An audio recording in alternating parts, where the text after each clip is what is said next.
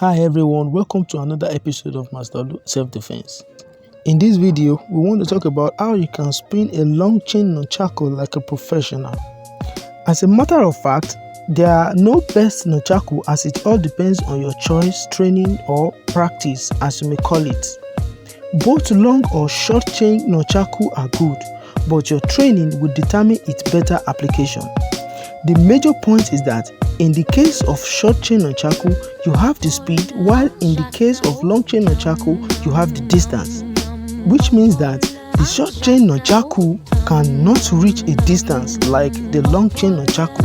Also, the short chain nunchaku is very convenient for spinning due to its shortness and speed during its application. Also note that the long chain nunchaku will always keep an opponent at a longer distance away than the shorter chain version.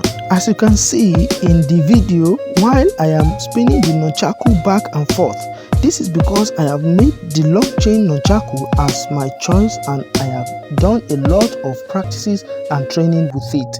Learning nunchaku doesn't really need an instructor or a professional to put you through, but your personal training without relenting and constant online video can give you what you want. But later, you will need to get yourself a training partner for pressure testing to test the reality and practicability of your techniques in real life scenario. And now let's take the basic steps one after the other as I will take the nunchaku spinning step by step for a better and clearer understanding of these techniques. As you can see, this is a long chain nunchaku. Now I will be spinning it slowly so that you can see my hand movement clearly in order to ease your own personal practice. Before the spinning, ensure you keep your hand with the nunchaku in a vertical direction perpendicular to the chest. When spinning, ensure your palm is bent, open and keep it stagnant. Never move it away from the chain as it's going to roll over your hand in the same speedy direction itself, and you can easily grab the other wooden section of the nunchaku and roll it in the other direction respectively without falling from your hand. Ensure you continue the exercise until you can do it without thinking or looking at your hand.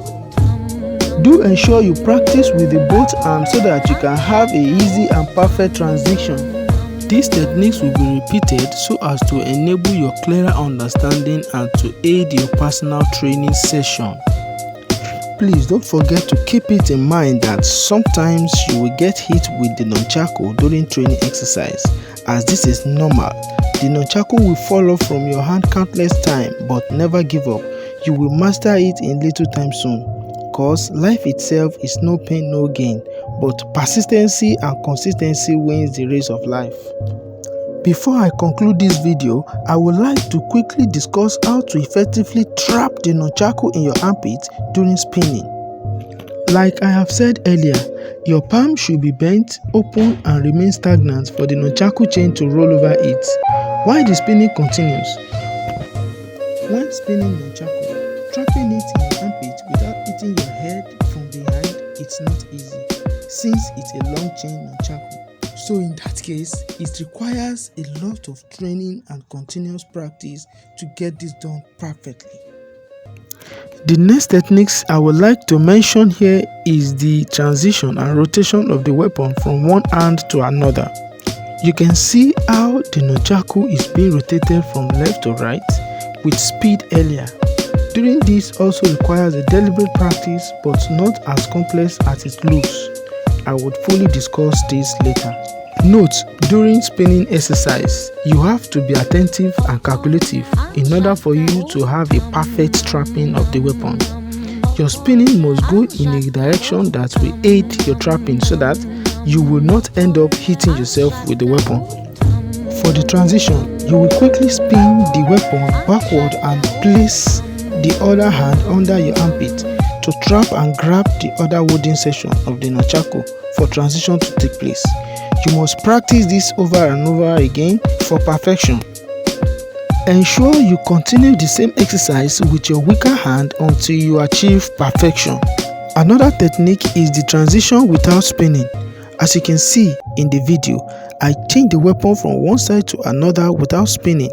This is done simply by switching the grabbing hand to another with just a natural hand movement. And most times this technique can also be called switching of hands from one hand to another.